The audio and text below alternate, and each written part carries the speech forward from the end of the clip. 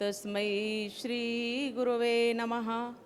ओम अखंडमंडलाकारं व्याप्तेन चराचरं तत्पदं दर्शितं येन तस्मै श्री गुरुवे नमः।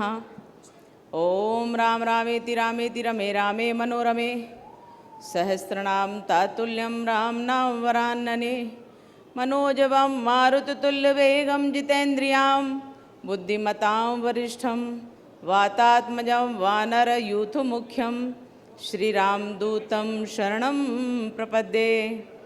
ओम नमस्ते सदा वत्सले मातृभूमे त्वया हिन्दुभूमे सुखं वर्धितोऽहं महामंगले पुण्यभूमे त्वदर्थे पतत्वे शकायो नमस्ते नमस्ते पतत्वे शकायो नमस्ते नमस्ते। भारत माता की। ये पूरा आसमान गूंज जाना है, बता देना है कि हम सब राष्ट्रभक्त हैं, हम भगवाधारी हैं, हम राम के भक्त हैं, हम हनुमान हैं। इसलिए दोनों हाथ उठा करके जोर से बोलेंगे, भारत माता की वंदे, जय श्री राम, जय श्री कृष्ण, हर हर महादेव।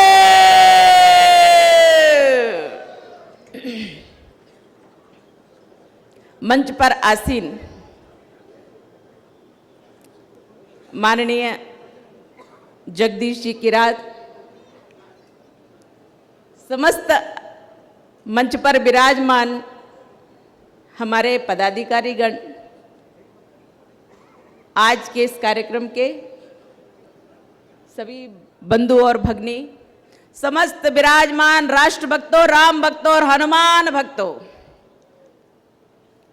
मेरा सिर्फ एक ही कहना है, जहां रहो अपनी पहचान रखो, अपना अस्तित्व बनाए रखो।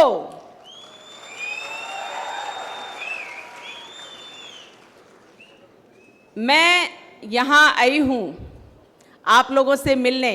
इसके पूर्व मैं आना चाहती थी।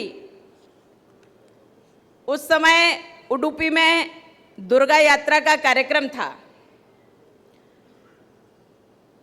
परंतु कांग्रेस ने मेरी टॉर्चर कर करके, प्रताड़नाएं दे करके इतनी ज़्यादा हालत बिगाड़ी कि कभी कभी वो तकलीफ़ें इतनी जोर पकड़ जाती हैं कि ऐसे नुकसान मुझे झेलने पड़ते हैं।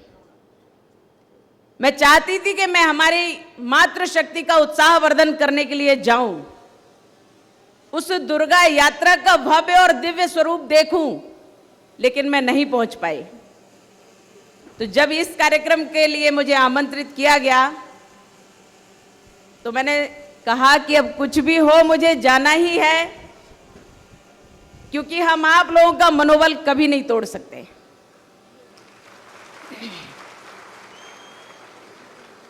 कोई भी स्थान, उसकी पहचान उसकी संस्कृति से होती है,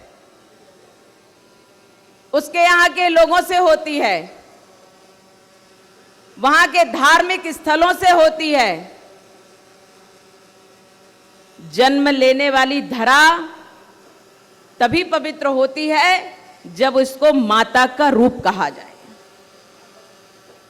तो हमारे यहाँ हमारी जो जन्मभूमि है, भारत भूमि है, इसको हम क्या कहते हैं? भारत माता। और इसलिए कहा जाता है कि जननी जन्मभूमिश्च स्वर्गादपि गरीयसी। ये जन्मभूमि हमारी स्वर्ग से भी महान है। जहां हमने जन्म लिया है, जहां हम खाते हैं, पीते हैं, सोते हैं, हर कार्य यहां करते हैं, तो इसका ऋण चुकाए बिना हमें शांति से बैठना नहीं चाहिए। इसका ऋण चुकाना ही पड़ेगा। धन्य है वो वीर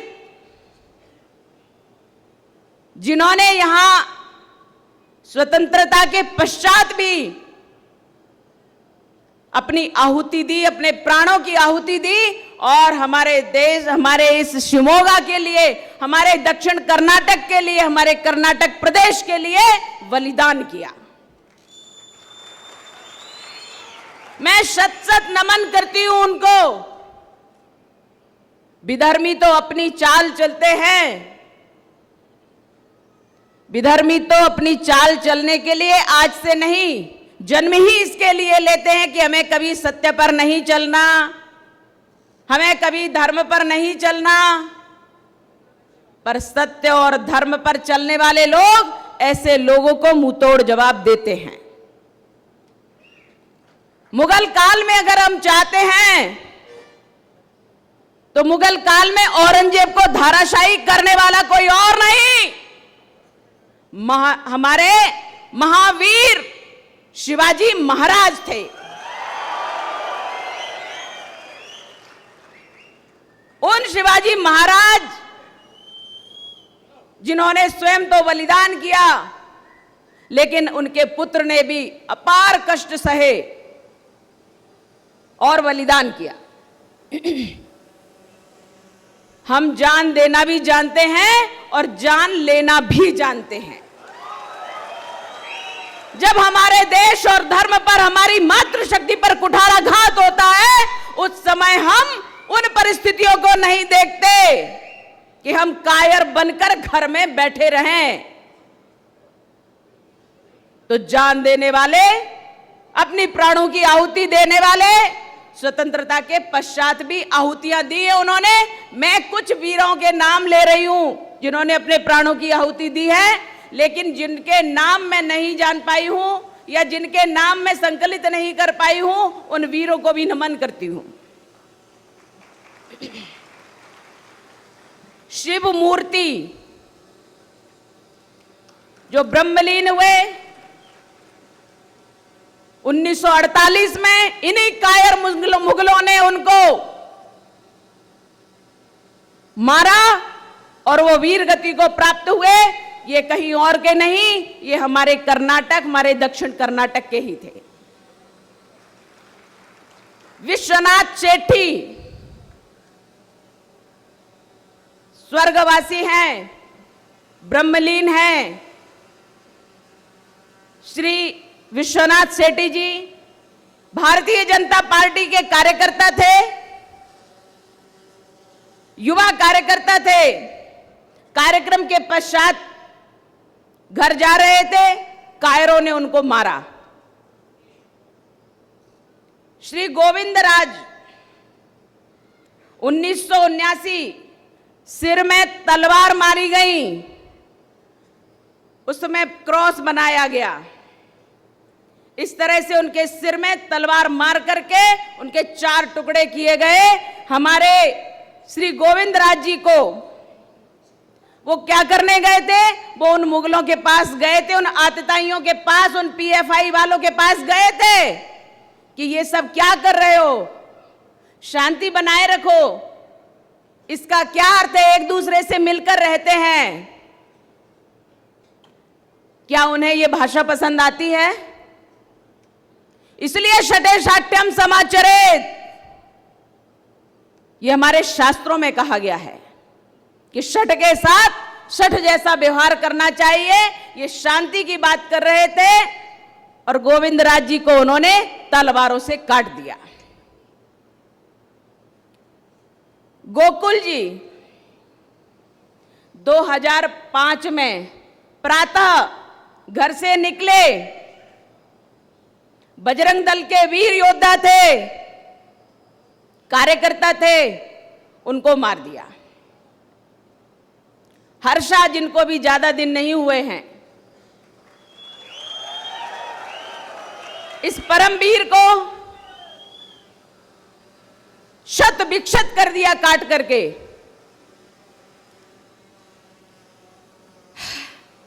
2022 में बजरंग दल के पदाधिकारी थे, प्रवीण नेट्टूर मंगलूर पुत्तूर से थे,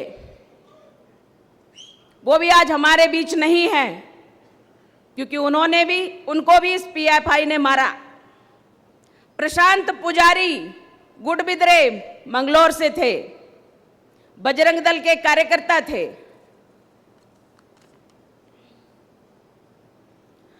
रुद्रेश जी बेंगलुरु राष्ट्रीय स्वयंसेवक संघ आरएसएस के स्वयंसेवक थे।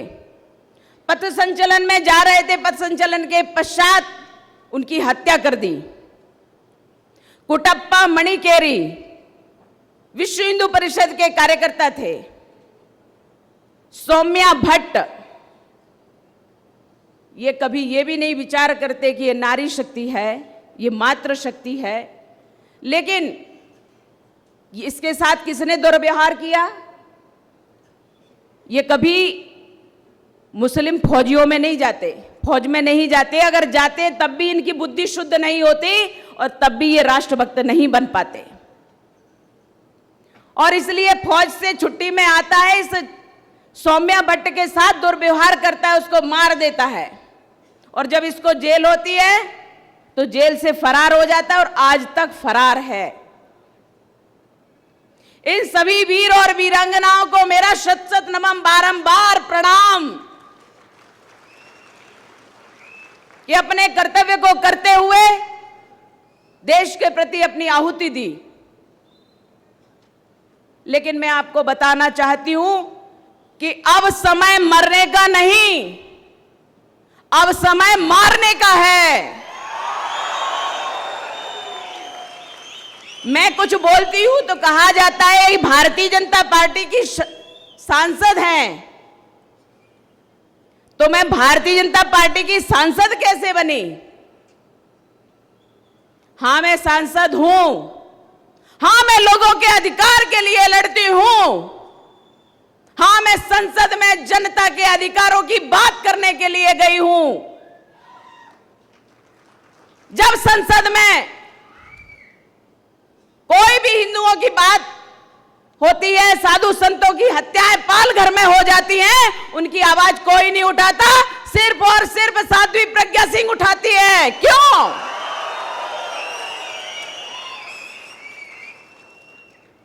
क्योंकि हम सन्यासियों की, हम सनातनियों की रक्षा के लिए, हम हिंदुओं की रक्षा के लिए ही सांसद बने हैं। और अगर सांसद नहीं भी हैं और नहीं थे, तब भी हम हिंदुओं की रक्षा के लिए जेल में गए। प्रताड़नाएं सही, आज तक अपनी दम पर चल नहीं पाते, लेकिन हौसला कम नहीं है, वो हमें तोड़ नहीं पाए। जब तक जिंदा हैं, आप लोगों की सनातन की रक्षा के लिए सदैव तत्पर रहेंगे, अंतिम श्वास तक तत्पर रहेंगे। बहुत धमकियां आती हैं, मुझे मारने के लिए बहुत धमकियां आती हैं विधर्मियों की। मैंने कहा सामने आ जाओ, एक बार सामने आ जाओ कायरो, देख लोगे भारत का सन्यासी कैसा होता है। मातृशक्ति कैसी होती है, सनातन के लिए अपना तन मन धन जीवन भाव कर्म विचार अर्पण करने वाला कैसा होता है।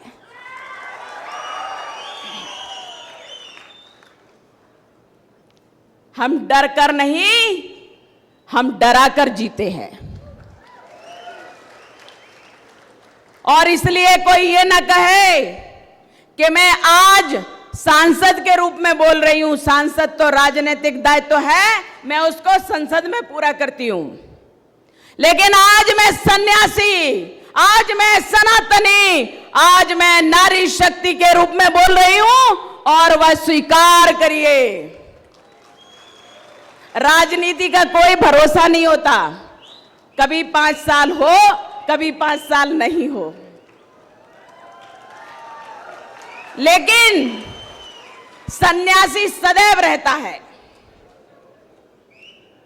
सन्यासी कभी नहीं मरता, वो तो मरकर ही सन्यासी बनता है। इसलिए हमें मारने की धमकी देना, हमें मारने का डर दिखाना, हमें मारने का भय दिखाना, ये कायर तुम्हें मालूम नहीं है विधर्मियों। अरे किसको मारोगे? हमारे यहां तो सनातन में पुनर्जन्म लेते हैं हम। मैं जेल में बैठी थी, ऐसे ही मन में आया, कांग्रेसी कहते थे क्या हुआ, कश्मीर दे दो, कश्मीर में बड़ा क्लेश है, कश्मीर दे दो उनको।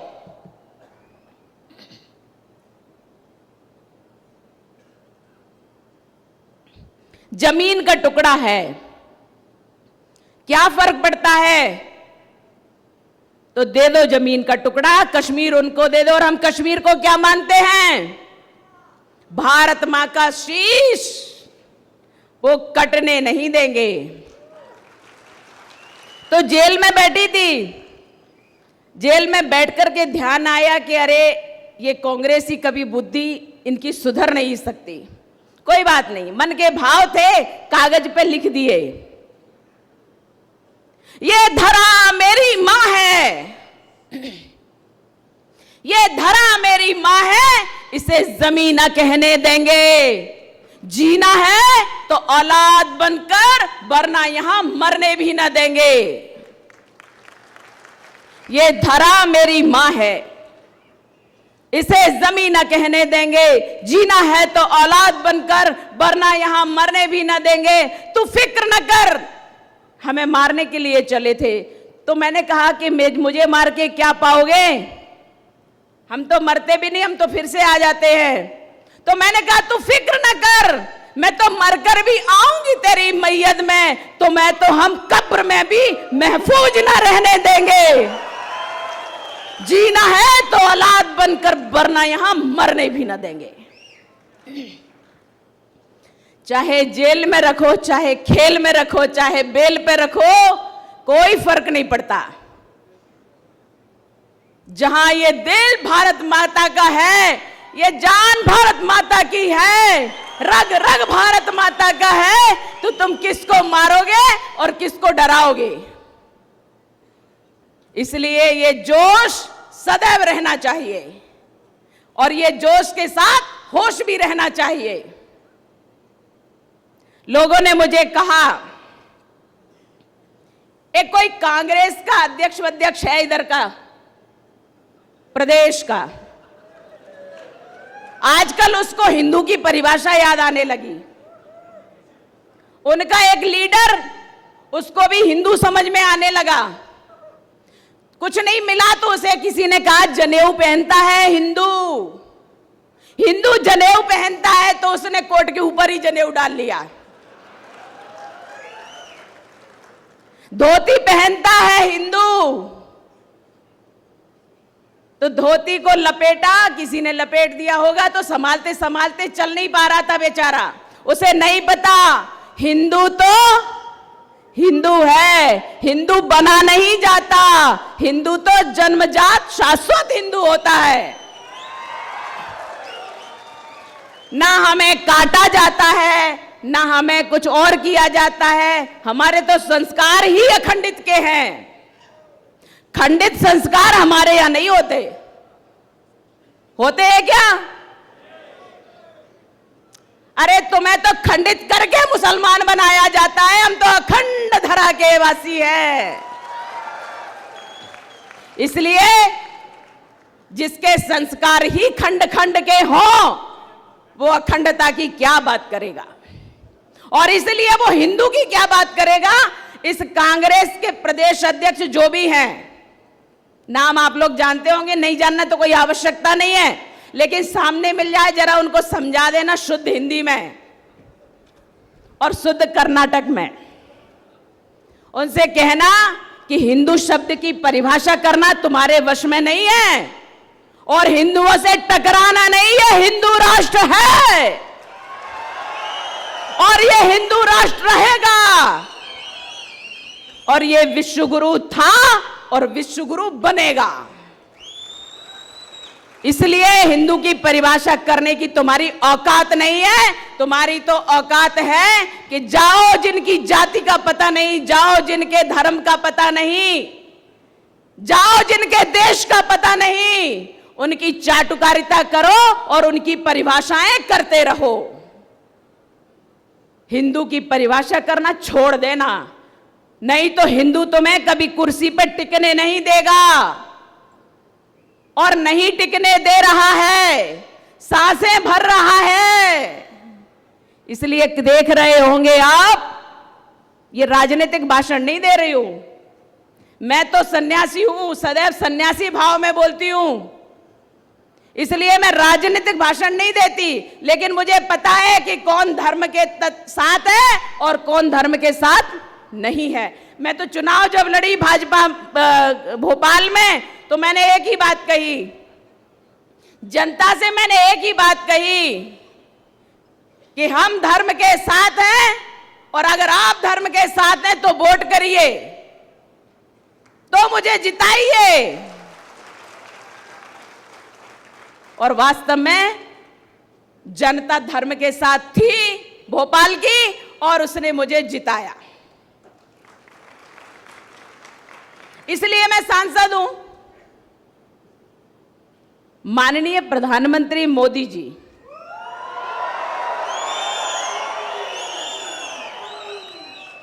वो कोई ऐसे ही प्रधानमंत्री नहीं बन गए, उनके मन में भी, उनके तन में भी, उनके भाव में भी इस देश के प्रति समर्पण है।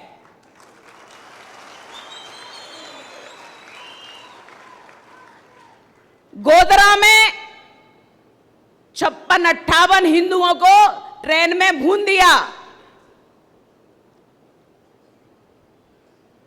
आपस में जिनके लोग मरे उन्होंने किसी को मार दिया, मारने वालों को मार दिया।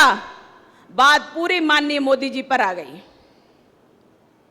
उन्होंने उसका सामना किया और इतना ही सामना न किया, उस व्यक्ति ने पल पल अपमान सहा। उसी अमेरिका ने उनको वीजा देने के लिए मना कर दिया था और आज वही अमेरिका क्या कर रहा है आप देख रहे हैं।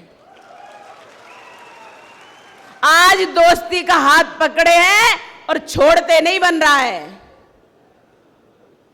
इसलिए माननीय मोदी जी का अस्तित्व है, इसलिए माननीय मोदी जी कहलाते हैं। विश्व में जो भारत कांग्रेस के शासन में कटोरा लेकर के जाता था और आज दाता बन गया है, दाता। क्योंकि ये जो भगवा रंग है ना, ये भगवा रंग दाता है, इसका अर्थ ही दाता है। इसलिए इसका जो सम्मान करता है वह दाता हो जाता है।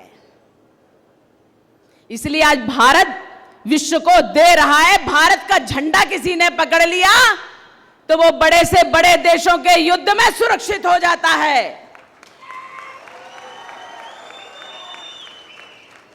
पहले अगर हमले होते थे भारत में तो मना कर दिया जाता था, संसद पे हमला हुआ, पकड़े गए लोग, मारे गए लोग, पक्का हो गया किस देश, दुश्मन देश ने ये हमला करवाया। लेकिन कांग्रेस का शासन था, कांग्रेस की माता उन आतंकवादियों के लिए रोई, आंसू बहाए, लेकिन पाकिस्तान पे उंगली नहीं उठा पाई।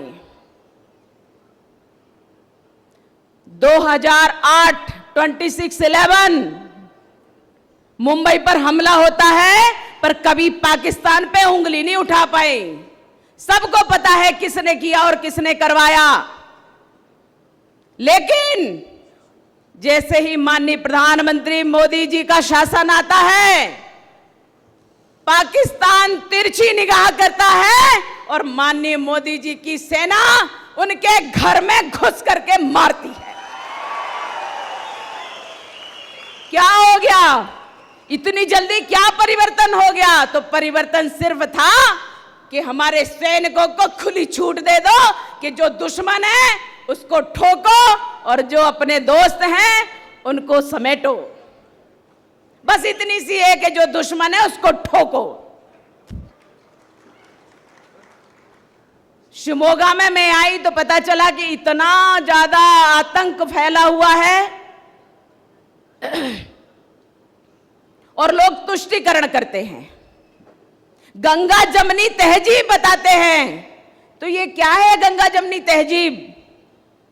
अरे गंगा भी हमारी है, यमुना भी हमारी है, सरस्वती भी हमारी है, कावेरी भी हमारी है और सिंध भी हमारी है, सतलज भी हमारी है, सब हमारा है। तो तुम्हारी तहजीब कहां से घुस गई? तुम्हारी तहजीब कहां से आ गई? कौन तुम?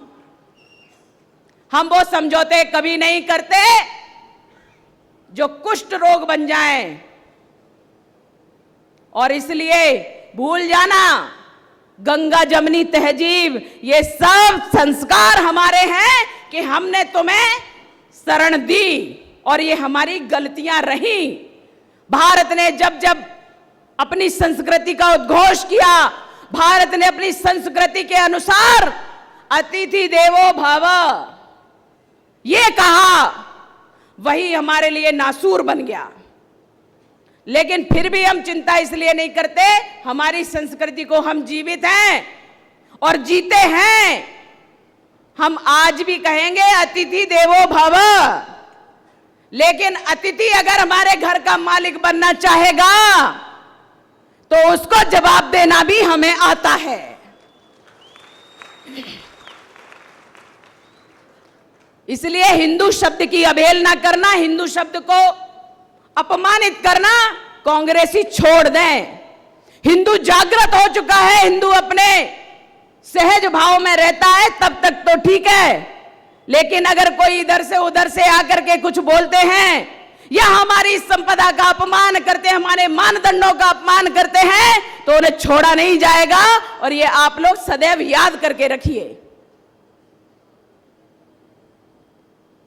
हिंदू उग्रवादी है, हिंदू नीच है, तो अगर हिंदू उग्रवादी होता तो आज विधर्मियों के अस्तित्व यहां ना होते। आज तुम्हारी शक्लें यहां दिखती नहीं। अभी एक कांग्रेस के किसी नेता ने कहा अब ये भारत रहने लायक नहीं बचा है, अब हमारे बच्चे यहां सुरक्षित नहीं। वो अपने बच्चों से बात कर रहा था, विदेश में रह रहे थे वो। बेटा अब यहां ये देश जो है ना रहने लायक नहीं बचा है। तो किसने कहा तुम रहो? किसने कहा? अरे जैसे आए थे अतिथि देवो भव का है वैसे चले जाओ, नहीं तो भेजना हमें आता है। म्यांमार में मार करके भगाया था हमने, अब तब भी दिखाया अतिथि देवो भव। लेकिन रोहिंग्या यहां आकर बस गए और 100% यहां पर क्राइम कर रहे हैं। और जब इस देश को इस प्रकार से तुम आघात पहुंचाने लगोगे तो हमें उसका भी जवाब देना पड़ेगा। हिंदू जागरण करना हमारा काम है, लेकिन अपनी रक्षा करना भी हमारा कर्तव्य है। मातृशक्ति की रक्षा करना हमारा कर्तव्य है, लेकिन मातृशक्ति को स्वयं की रक्षा करना भी उसका कर्तव्य है। लव जिहाद, उनके यहां जिहाद की परंपरा है। कुछ नहीं मिला तो लव जिहाद कर दिया, प्रेम भी करेंगे तो उसमें भी जिहाद करेंगे। तो हमारे यहां भी प्रेम किया जाता है, भगवान से किया जाता है। सन्यासी भगवान से प्रेम करता है, लेकिन सन्यासी कहता है कि भगवान से प्रेम करते हैं, भगवान की बनाई हुई इस दुनिया में जितने अत्याचारी हैं, अनाचारी हैं, पापाचारी हैं, उनको यहां से समाप्त करो, नहीं तो ये प्रेम की परिभाषा यहां पल नहीं पाएगी। इसलिए लव जिहाद करने वालों को लव जिहाद जैसा उत्तर दो। अपनी लड़कियों को सुरक्षित रखो, अपनी लड़कियों को संस्कारित करो, अपने घर में हथियार रखो।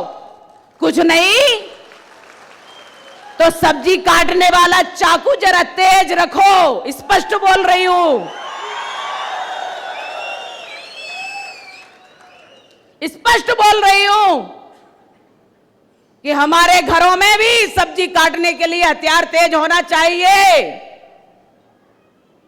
उन्होंने चाकू से हमारे हर्षा को गोदा था, उन्होंने चाकू से हमारे वीरों को, हिंदू वीरों को, बजरंग दल के कार्यकर्ता, भाजपा के कार्यकर्ता, युवा मोर्चा के कार्यकर्ताओं को गोदा है, काटा है। तो हम भी सब्जी काटने वाले चाकुओं को जरा तेज रख लें, पता नहीं कब कैसा मौका आए। तो जब हमारा सब्जी अच्छे से कटेगी तो निश्चित रूप से दुश्मनों के मुंह भी और सिर भी अच्छे से कटेंगे। और आत्मरक्षा का तो सबको अधिकार है, आत्मरक्षा का तो सबको अधिकार है। अगर हमारे देश में, हमारे घर में घुस करके कोई आता है, आक्रमण करता है, तो आक्रमण का उत्तर देना भी हमारा कर्तव्य है। और यदि हमारी मान मर्यादा पर कोई आक्रमण करता है तो उसका जवाब भी देना हमारा अधिकार है। लेकिन गलतियां माता और पिता ना करें। आप मिशनरी में बच्चों को मत पढ़ाइए। जिस दिन आप अपने बच्चों को मिशनरी के दरवाजों से प्रवेश करवाते हैं, उस दिन से आपको, आपके बुढ़ापे को वृद्धाश्रम के दरवाजे खुल जाते हैं। क्योंकि वो आपकी संस्कृति नहीं रहती, संस्कृति में नहीं रहते, वो बच्चे आपके नहीं रहते हैं, वो ओल्ड एज होम की परंपरा में पलने लगते हैं। इसलिए बच्चे सेल्फिश हो जाते हैं। अपने घर में पूजा पाठ करो, बच्चों को सिखाओ, अपने धर्म और शास्त्रों का अध्ययन करो, बच्चों को उसमें सम्मिलित करो, अपने यहाँ के संस्कार दो, उसमें बच्चों को सम्मिलित करो, जिससे बच्चे अपनी संस्कृति और संस्कारों को जानें, उसमें रहें, उसमें जिएं। तब वो समझ पाएंगे कि ये देश हमारा है, ये संस्कृति हमारी है, ये माँ हमारी है, ये पिता हमारा है, ये रिश्तेदार हमारे हैं, ये समाज हमारा है, ये हिंदुत्व हमारा है, ये भगवा हमारा है। और जब ये भावना साथ होगी तभी हम किसी की रक्षा के लिए खड़े हो सकते हैं। और ये हमारा कर्तव्य बनता है। मैं माता पिता को, भाइयों को, बहनों को आह्वान करती हूं कि अपनी शिक्षा दीजिए। सिलेबस तो सिलेबस होता है पढ़ाई के लिए, लेकिन उसमें भगवान कृष्ण का युद्ध, भगवान कृष्ण की प्रेरणा, गीता के उपदेश, रामचरितमानस का, रामायण का, राम की मर्यादा भी सिखाना चाहिए। राम की मर्यादा है तो सीता का शील भी सिखाना चाहिए, सीता का सतीत्व भी सिखाना चाहिए, द्रौपदी का हमारा परिणाम भी सिखाना चाहिए। द्रौपदी का जिस प्रकार से विवल होना और शील की मर्यादा को भंग करना, उसका जो उन्होंने परिणाम दिया वह भी हमें सिखाना चाहिए। इसलिए लड़कियों को हमें चलता फिरता एटम बम बनाना चाहिए। क्यों? अगर उनके शील पर, उनकी मर्यादा पर, उनकी इज्जत पर किसी ने हाथ डाला तो उसका हाथ तोड़कर उसके दूसरे हाथ में दे देना चाहिए। मैं जब पढ़ती थी तो डरते थे। कोई अच्छा व्यक्ति नहीं डरता था, लेकिन गुंडे डरते थे। मैं अपने शहर में रहती थी तो मैंने कह रखा था, यदि किसी लड़की को किसी लड़के ने छेड़ा तो समझ लेना मुझे छेड़ा। तो मुझे छेड़ा तो उसके साथ मैं क्या करूंगी, ये उन्हें ध्यान आ जाता था। इसलिए हमारे क्षेत्र में जहां मैं रहती थी वहां लड़कियों को नहीं छेड़ा जाता था और नहीं छेड़ा जाता है आज तक। ये शान, ये स्वाभिमान, ये अस्तित्व हमें बनाकर रखना चाहिए। और इसलिए मैं आपसे आह्वान करती हूं कि अपनी लड़कियों को लव जिहाद में फंसने नहीं देना है। लड़कियों को लव जिहाद की तरफ देखना भी नहीं है, पर यदि कोई ऐसा करता है तो उसकी रक्षा करने का कर्तव्य हमारी बालिकाओं का हो जाए तो कोई भी बालिका लव जिहाद का शिकार नहीं होगी। जिस तरह से यह लव जिहाद हमारे यहां फैल रहा है, इसका मुंहतोड़ जवाब हमारी नारी शक्ति को देना पड़ेगा। उसका जवाब हमारे भाई बंधुओं को, योद्धाओं को, वीरों को देना पड़ेगा। और ये सबको अधिकार है। प्रकृति भी कहती है कि यदि उसके घर पर, उसके बच्चों पर किसी प्रकार से कोई जीव जंतु आक्रमण करता है तो वो पक्षी पूरी तरह से उसको खत्म करने के लिए तैयार होता है। हमें भी अपने घर की, अपने परिवार की, अपने समाज की, अपने प्रदेश की और अपने देश की रक्षा करने के लिए तत्पर हो जाना है। इसलिए लव जिहाद में हमें फंसना नहीं है और लव जिहाद से हमें देश को उबारना है, बचाना है और हमारी मातृशक्ति की रक्षा करना है। ये हम सबका कर्तव्य है। हम संकल्प लेते हैं। आज के दिन मैं आई हूं इसलिए मैं अपने समक्ष कह रही हूं कि हम नारी की रक्षा करेंगे तो 3 बार बोलेंगे जय श्री राम, जय श्री राम, जय श्री राम। क्या हम अपनी नारी शक्ति की, अपनी माता की, अपनी बहनों की, अपनी पत्नी की और इस नारी शक्ति के साथ हमारी भारत माता की रक्षा करने के लिए तैयार हैं? जय श्री राम, जय श्री राम। यह हमारा संकल्प है और इसको पूरा करना हमारा कर्तव्य है।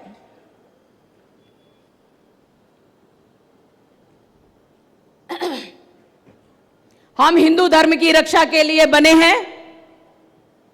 हम हिंदू हैं। सबको अधिकार है इस बात का कि हम हिंदू हैं तो हमारे ऊपर कोई कुठाराघात ना करे। अभी तक के शासन काल में स्वतंत्रता जब से मिली नहीं, प्राप्त की। स्वतंत्रता जब से प्राप्त की उसके पश्चात सदैव से भगवा पर, हिंदुओं पर, हिंदुत्व पर, सनातन धर्म पर कुठाराघात होता रहा है। अब जब माननीय प्रधानमंत्री मोदी जी आए, उन्होंने कहा सबको अपने पूजा पद्धति का अधिकार करने का स्वतंत्रता से अधिकार है, कोई किसी के अधिकारों को छीनेगा नहीं। तो शायद तकलीफ होने लगी। क्यों होने लगी? क्योंकि अब हिंदुओं को भी अधिकार मिलने लगे। अब हमारे मठ और मंदिर भव्य रूप में आने लगे। हमारे प्रभु रामचंद्र जी की जन्मस्थली, अवतार स्थली अयोध्या में भव्य राम मंदिर बन रहा है और वह मंदिर भव्य रूप जैसे जैसे ले रहा है, हमारे राष्ट्रीय स्वाभिमान हमारा बढ़ता चला जा रहा है। राम भक्तों का स्वाभिमान बढ़ रहा है, राष्ट्र भक्तों का स्वाभिमान बढ़ रहा है। प्रभु रामचंद्र जी का मंदिर बन रहा है। इसलिए जोर से बोलेंगे जय श्री राम। काशी विश्वनाथ में महादेव अपना विराट रूप ले रहे हैं। महादेव ने अपना भव्य मंदिर बना लिया है। कहीं कोई इधर उधर दीवार खड़ी होगी उसके लिए विधर्मी रो रहे हैं, लेकिन हम न्याय लेने के लिए तैयार हैं और किसी के साथ जबरदस्ती नहीं की। इस धरा पर जितना भी उपद्रव हो रहा है इसको शांत किया जा रहा है बड़ी शांति से। कोई और नहीं, न्यायालय में न्याय हो रहा है। ये है अच्छे दिन। जब न्यायालय न्याय करने लगे तो समझ लो अच्छे दिन आ गए। जब संसद में हमारे देश और धर्म की बात होने लगे, सीमाएं सुरक्षित होने लगे, तो समझ लो अच्छे दिन आ गए। तो हम अच्छे दिन में जी रहे हैं। लोगों ने बड़ा मजाक बनाया कि अच्छे दिन आएंगे। मैं कहती हूं अच्छे दिन आ गए हैं। तभी इन लोगों को पीड़ा हो रही है जब विधर्मी तिल मिलाने लगे और तड़पने लगे तो समझ लो अच्छे दिन आ गए हैं। और इसलिए इन अच्छे दिनों को बनाए रखने का कर्तव्य हमारा है, और अच्छे दिन बने रहेंगे तो देश हमारा विश्व गुरु बनेगा, यह सुनिश्चित है।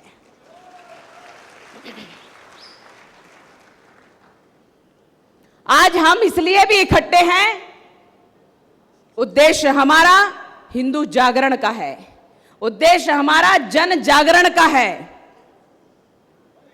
उद्देश्य हमारा हिंदुओं में चेतना लाने का है। इसलिए संगठन की भी आवश्यकता पड़ती है कि हम संगठित क्यों हों। तो यह कहा जाता है कि संगे शक्ति कलयुगे, कलयुग में संगठन में ही शक्ति है, और मुझे लगता है हर युग में संगठन में शक्ति होती है। पर जब सद्व्यवहारी लोगों के, सदाचारी लोगों के संगठन बनते हैं तो वातावरण अच्छा बनता है, और जब दुराचारी लोगों के संगठन बनते हैं तो विध्वंस होता है। इसलिए हमें अच्छे सदाचारी, सभ्य और धार्मिक संगठनों का गठन करना है। राष्ट्र में राष्ट्र चेतना लाने के लिए हिंदुओं में चेतना लाना है, और ये काम आज से हमारा हर व्यक्ति करेगा। यहां बैठी मातृशक्ति भी करेगी, यहां बैठे हमारे बंधु बांधव भी करेंगे, मंच पर बैठे हमारे अतिथिगण सब करते ही हैं। इसलिए आज आप सामने हैं। तो अब कोई हर्षा ना बने, अब कोई शिव मूर्ति ना बने, गोविंदराज ना बने, गोकुल और प्रवीण प्रशांत पुजारी ना बने, इसके लिए हमें तत्पर रहना है। और अब किसी प्रकार से आक्रमण, किसी प्रकार से अत्याचार, अनाचार सहन नहीं करना है। यह भी संकल्प आज से लेंगे, तभी हम सुरक्षित रहेंगे। निश्चित रूप से हमने एक बात कही कि हर घर में हथियार होना चाहिए। हो सकता है इसको कहा जाए गैर कानूनी है, पर मैं कहती हूं अपनी आत्मरक्षा के लिए हथियार रखना आवश्यक है, और अपने आत्मरक्षा के लिए, समाज रक्षा के लिए, राष्ट्र रक्षा के लिए, हिंदुत्व रक्षा के लिए, अपने देश की रक्षा के लिए हमें हर प्रकार से तैयार रहने का भी अधिकार है, और हमें रहना चाहिए। इसलिए हमें अगर आर्म्स का लाइसेंस की आवश्यकता होती है, आप खतरे में हैं, आपके ऊपर किसी प्रकार से कोई दुश्मनी बहुत ज्यादा है, देश के दुश्मन आपके पीछे पड़े हैं, समाज के दुश्मन आपके पीछे पड़े हैं, आप लाइसेंस भी रखिए, जिससे षडे शाट्यम समाचरेत, टिट फॉर टैट होना चाहिए। हम शांति की परिभाषा चाहते हैं, कहते हैं, और हमारी संस्कृति, हमारे धर्मशास्त्रों में लिखा है, ओम देव शांति, अंतरिक्षोगम शांति, पृथ्वी शांति, रापा शांति, औषधया शांति, वनस्पतया शांति, विश्वदेवा शांति, सर्वगोम शांति, शांति रेवा शांति, सामा शांति रेदि। इससे बड़ी शांति की परिभाषा हो ही नहीं सकती। वसुदेव कुटुंबकम की परिभाषा हम करते हैं, उस वसुदेव कुटुंबकम की परिभाषा में पूरा विश्व समाया हुआ है, पूरी पृथ्वी और आसमान समाया हुआ है। इसलिए इससे विस्तृत परिभाषा कोई नहीं हो सकती। अब इतने विस्तृत संस्कारों में जीने के पश्चात हमें कहीं एक विधर्मी आकर के बरगलाने का प्रयास करता है तो हमें उधर नहीं जाना है, क्योंकि हम विराट में जीते हैं और हम विराट हैं। हम कभी अकेले नहीं हैं, हम सदैव संगठन में हैं। ये मान करके चलिए, जब आप एक चल पड़ोगे आपके पीछे हिंदुत्व चल पड़ेगा। कभी आप अकेले नहीं हैं। आप ये देख रहे होंगे, प्रत्यक्षम किम प्रमाणम, ये कहा जाता है, शास्त्रोक्ति है। इसलिए आपके सामने मैं प्रत्यक्ष खड़ी हूं कि विधर्मियों ने कोई कसर नहीं छोड़ी, खत्म करने में कोई कसर नहीं छोड़ी, प्रताड़नाओं में कोई कसर नहीं छोड़ी। हम 9 वर्षों तक बिस्तर पे थे, बिस्तर पर, लेकिन आज आपके समक्ष खड़े हैं। यह प्रत्यक्ष है क्योंकि हम धर्म के पक्ष में हैं, हम धर्ममय हैं, हम भगवाधारी हैं, हम कभी डरेंगे नहीं, हम कभी हटेंगे नहीं, हम कभी झुकेंगे नहीं, सदैव धर्म के लिए खड़े रहेंगे, खड़े रहेंगे, खड़े रहेंगे। आज एक ही पार्टी थी पहले, पर एक पार्टी राष्ट्रभक्त पार्टी बनी और उस राष्ट्रभक्ति पार्टी के प्रणेता, देशभक्त, विकास पुरुष अटल बिहारी जी का जन्मदिन है। उनके जन्मदिन की आप सभी को बहुत बहुत बधाई। ऐसे नेता हमारे बीच में जो देश को एक करने के लिए, देश में अपनी पार्टी का प्रचार करने के लिए, देश में विकास के नाम से जाने जाते हैं, गांव गांव को सड़कों से जोड़ा है और गांव से लोग शहर में आए और शहर में व्यवसाय करें, अपनी अच्छी स्थिति बनाएं, ये आवश्यक हो गया है। और इसलिए माननीय प्रधानमंत्री ग्राम सड़क योजना हमारे अटल जी ही लेकर के आए थे। हम आज उनको इस बात के लिए भी धन्यवाद देते हैं कि भारत बदल रहा है। ये पार्टी की बात है, लेकिन ये देश की बात है कि हमारा देश उन्नत कहां से होना प्रारंभ हुआ, उन्नत कैसे होना प्रारंभ हुआ, उनको भी हम धन्यवाद देना नहीं भूलेंगे। अभी बड़ा बवंडर हो गया, CAA आया लेकिन बवंडर हुआ। दिल्ली में तो परमानेंट कैंप लग गया और भी प्रदेशों में कैंप लगने लग गए। CAA कोई विरोध नहीं करना चाहिए, लेकिन किया। अभी एक और चल रहा है विषय, कॉमन सिविल कोड। लोगों ने कहा आना ही चाहिए। अरे ये तो सत्य है कि आना चाहिए, आना भी चाहिए। जो देश की आवश्यकता है वो जरूर होना चाहिए। जिस तरह से जनसंख्या बढ़ रही है, माताओं की तरफ ध्यान नहीं दिया जाता, माताओं का स्वास्थ्य बिगड़ता जाता है, महिलाएं अधिक बीमारी का ग्रसित हो रही हैं, बीमारी से बच्चे कुपोषित होते हैं। अधिक संख्या में बच्चे जब होंगे तो कुपोषित होंगे ही। सरकार इनके सब की व्यवस्था कर रही है। सरकार इनके लिए भोजन की व्यवस्था करती है, पौष्टिक आहार की व्यवस्था करती है, इनके स्वास्थ्य की चिंता करती है, लेकिन यह भी कहती है कि जनसंख्या नियंत्रण होना ही चाहिए। पर बाकी लोग कहने लगे ये सब किसी और से कहा जा रहा है, ये किसी और के विशेष के लिए लाया जा रहा है, तो इसका विरोध पहले से प्रारंभ हो गया। मुझे लगता है कि हमारे देश की जननी स्वस्थ होना चाहिए। स्वस्थ होगी तभी स्वस्थ बच्चे होंगे। जनसंख्या नियंत्रण होना ही चाहिए। इसके समर्थन में हम सबको होना चाहिए, होना चाहिए, बिल्कुल। और क्या होना चाहिए?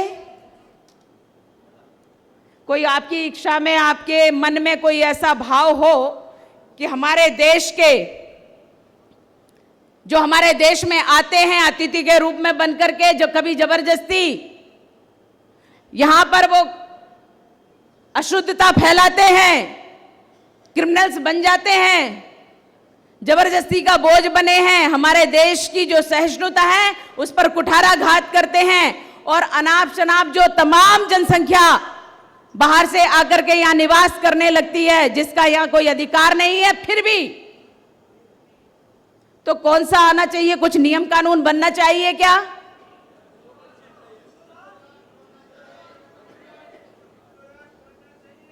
हिंदू राष्ट्र बनना चाहिए।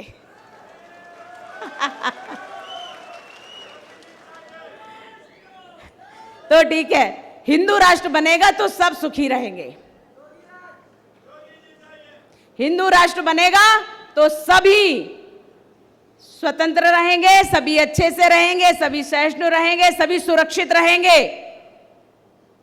लेकिन जनसंख्या नियंत्रण होना ही चाहिए, तभी हमारे यहाँ सभी सुरक्षित भी रहेंगे, सभी अच्छे से रहेंगे, सबको व्यवसाय मिलेगा, सब कमाएंगे खाएंगे, कहीं कोई दुख का भागी नहीं होगा, ये मुझे लगता है। और इसलिए आपकी सब भावनाएं मैं भी संसद में पहुंचाऊंगी। जो जरूरी है वो होना चाहिए, जो नहीं है जरूरी वो कदापि नहीं होना चाहिए।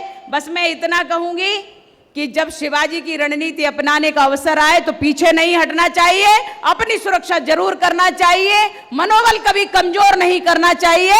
हम हिंदू हैं, हिंदू राष्ट्र बनेगा, भारत विश्व गुरु बनेगा और हमें हिंदू ही रहना है, ये संकल्प लेकर के हमें यहां से जाना है। भारत माता की, भारत माता की, भारत माता की जय श्री राम, जय श्री कृष्ण।